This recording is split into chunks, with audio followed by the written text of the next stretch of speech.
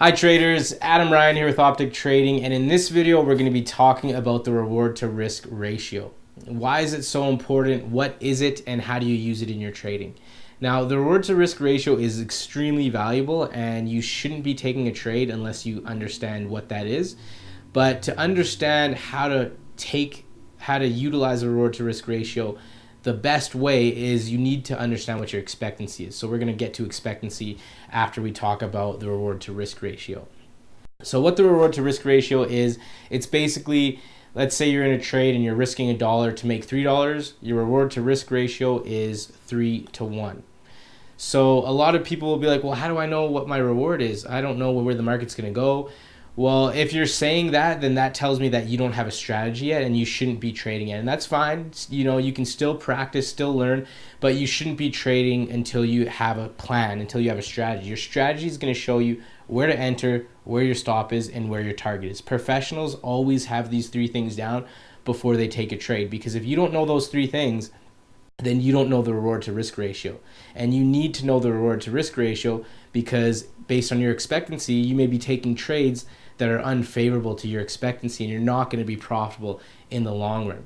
So let's dive into expectancy so we can get a better understanding of how everything works together. So expectancy is your expected outcome over X amount of trades. So I like to take 100 trade sample sizes when I measure expectancy because market conditions are going to change, volatility is going to change, your skill level is going to change. You may go through a trading slump. So if you take your expectancy of a time where you're doing really well, where you had a 70% expectancy, and then you start using the same reward to risk when you're not trading well and you got a 40% expectancy, well, you can see how that can be a losing game. So let's talk about how to get to expectancy. So we take 100 trade sample sizes, your last 100 trades, and if you were right 40 out of 100, then that means that you have a 40% expectancy. If you were right 70 out of 100, then you'd have a 70% expectancy. Now, the way that we draw these together is we say, okay, based on my expectancy, I know that my reward has to be this much times greater than my risk, otherwise I won't make money. Let's do an example. For example, let's say that you were the trader who was right 40 out of 100 trades and you had a 40% expectancy. I know some of you are probably thinking 40%, I can't make money with 40%. Well, actually you can make money. You can make a great living with only a 40% expectancy, but your reward to risk has to reflect that expectancy. So let's say that you have 40% expectancy and you're trading with a 1-to-1 reward to risk.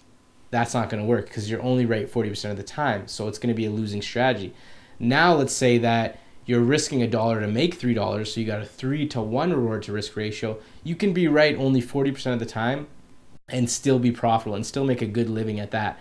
So that's why you need to know what your expectancy is. You need to keep testing your expectancy every 100 trade sample size. And it's not going to take you too long. If you're a day trader, you can get 100 trades within a month or a little bit longer, a little bit less. Or if you're not trading live yet, no problem. You still want to do these calculations. Just trade on sim and get that 100 trade sample size and keep track of your trades, guys. We got to keep track in our Excel spreadsheet, our journal, because if we don't track previous trades, then we have no way to measure performance and see what needs to be improved.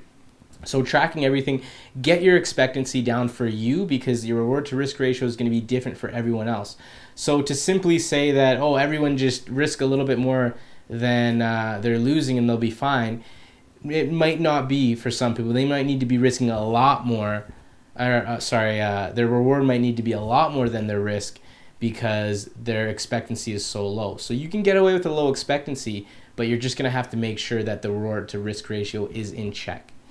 I hope this video has helped you guys out. I hope you guys start using the reward to risk ratio in your trading. If you guys liked the video, give me a thumbs up and subscribe to the channel. That lets me know that you enjoyed the content, you like it, and you want to see more of it, which I am happy to create for you guys. If there's anything that you think I need to touch on, any videos you want me to see done, go ahead and leave your comments down below, and I'll do my best to create that content for you. Best of luck with your trading, and I'll see you in the next video.